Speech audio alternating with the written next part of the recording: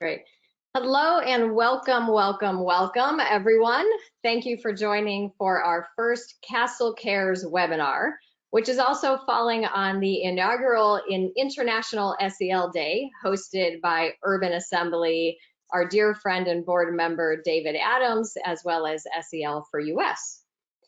We are in the middle of some really very extraordinary times, as you all know, and in moments like these, the need to keep physical distance makes social and emotional connectedness all the more important. In response to this critical worldwide uptick in interest and the requests that we've had from so many people around the world, we are launching a CASEL Cares initiative. The goal of the initiative is to hear what you all think you need to learn about, hear about, and hear from, and create opportunities for conversation and for support as we work our way through this challenge together. You all completed a survey when you were registering, and we will be using the survey results to help inform the future programming, and we invite you to continue to do that as this initiative evolves. Thank you again for joining, and I'd like to turn it over to CASEL's board chair, Dr. Tim Schreiber.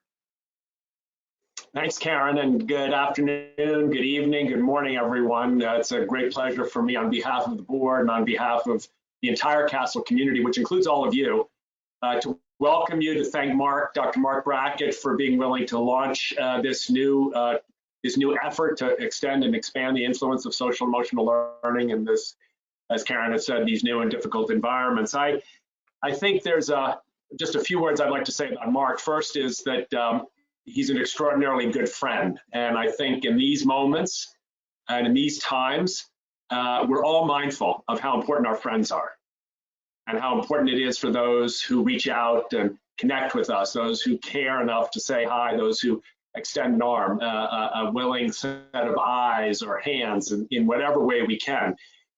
So Mark, thank you for being a good friend to me and to so many others. I'd say, secondly, Mark, as you know, has been a genius of understanding the difference, if I can put it this way, between physical distancing and social distancing. I don't want to disagree with the authorities in play in our country, but I think this is a moment actually to increase physical distance, but reduce social distance. Yes, hand washing, yes, physical distance, all the precautions. Please stay home. Please take care of yourselves. We all know people now, young and old, who are getting sick. It's terrifying. We have to follow the advice and do everything we can to help healthcare practitioners, but that does not include social emotional distancing. In fact, the opposite is what we need right now, and Mark's going to talk about this. Third point I want to make quickly is that Mark has always understood that parents are the first teachers of social and emotional lessons.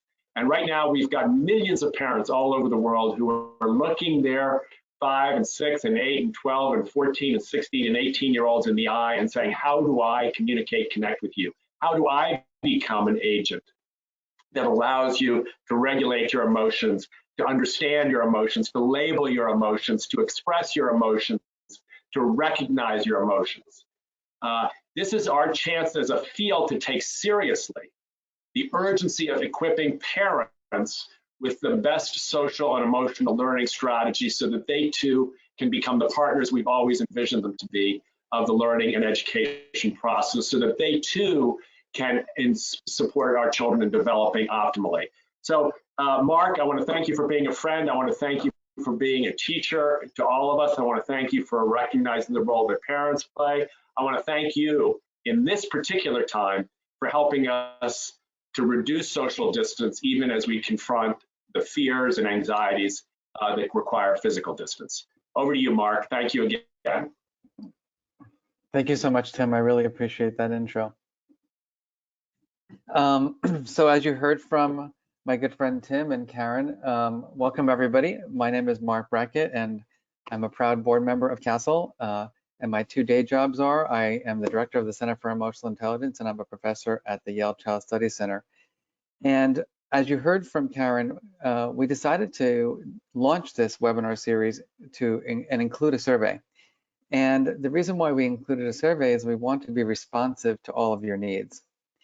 And it was very interesting to me that I would say of all the responses, and we had 5,000 people complete the survey, just an overwhelming number of people asked for strategies to deal with stress, strategies to deal with building and maintaining their relationships. I don't know about you, but there's a new contract out that I've seen, and that new contract is I'm not someone who works from home very often, and so I have a new contract with my family, which is we spend all day together.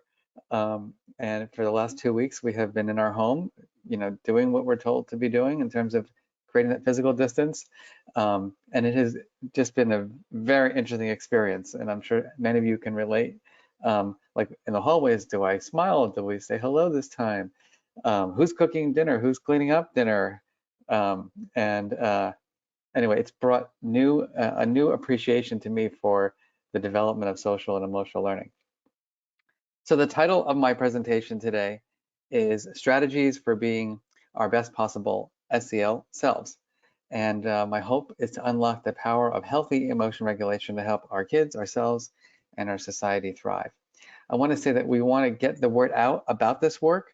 So if you are someone who enjoys using social media, please use our Instagram tags, which are there.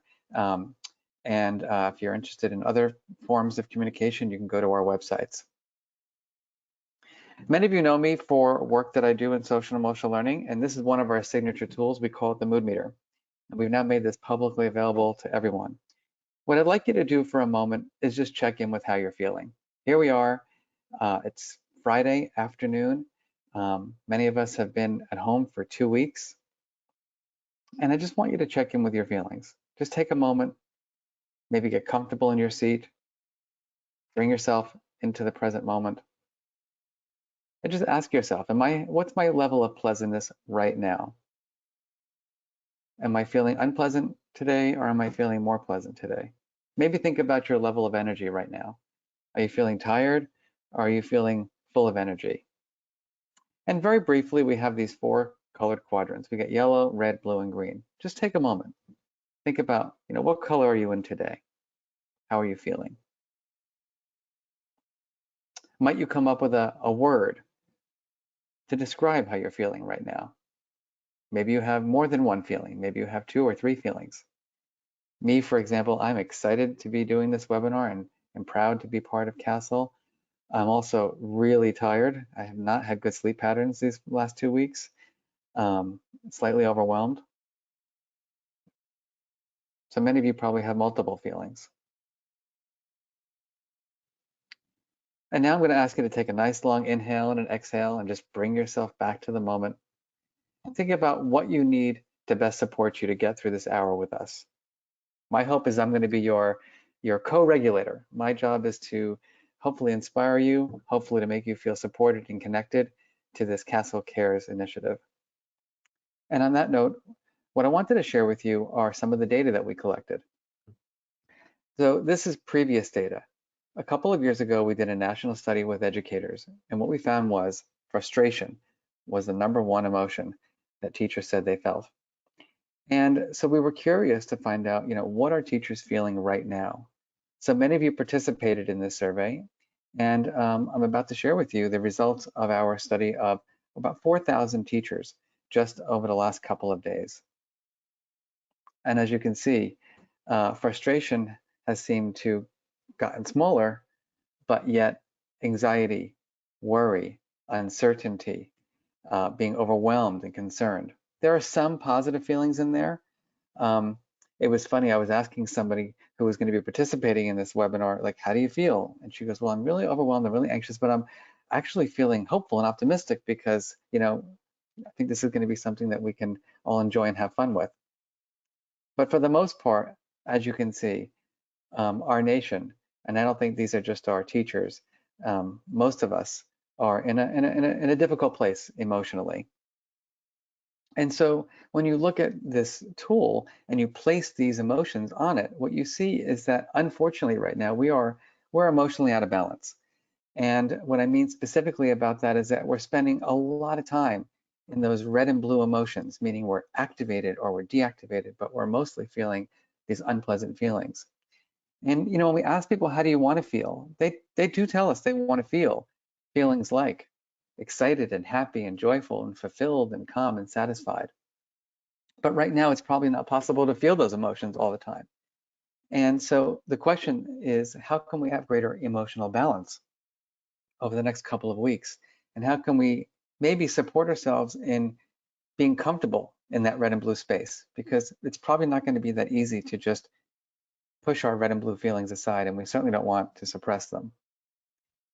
Now, I wanted us to start off in a little bit of an uncomfortable place. And I don't know about you, but I've had difficulty regulating over the last couple of days. Give you one example. I've been cooking dinner, and my partner and my mother-in-law were offering me feedback that I didn't ask for about the meal. And I was like, can't you just be grateful that I'm cooking? And it ended up being an interesting evening. And I probably had about 40 of those incidents over the last week. So my unhelpful strategy has been kind of a little bit higher voice and yelling. I've done some ruminating at night, worrying about different things. What about you? What are your unhelpful strategies that you're using right now? What are the strategies that you're using that are not necessarily supporting your well-being? Just take a moment. If you want to be transparent with the world, you can even type them in. We're not going to judge you, that's for sure. So what are some of those unhelpful strategies that you notice yourself using? Oops. Sorry about that. Let me jump back. So I see a lot of wine drinkers, a lot of eaters, obsessive eating, overthinking, worrying, too much social media, watching too much news, stress eating, avoiding, oversleeping, too much screen time. So when we think about these unhelpful strategies, do these look familiar to you? Ruminating and worrying and avoiding and denying and suppressing and blaming, maybe obsessing on things, procrastinating, losing our temper, eating poorly, not exercising, problems, sleeping, excessive drinking, and so on. Take a moment and think about, where did you learn these strategies? Where did you learn these unhelpful strategies? Well, I've got a lot of unhelpful strategies. Where did you learn these strategies? Where did they come from? Did you have to get your bachelor's degree in education or whatever you studied to learn these strategies? Maybe you got a master's degree in rumination or a PhD in procrastination. Most of us learn them from where? What are we learning here? From my mom and dad, from television, from childhood, from my parents, from my parents, from my parents. And so one of the goals of today's webinar is to think about how we can employ healthy emotion regulation strategies. So we're going to jump there right now.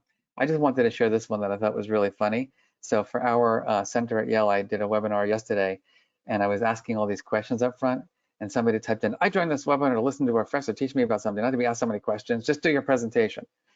I thought that was interesting.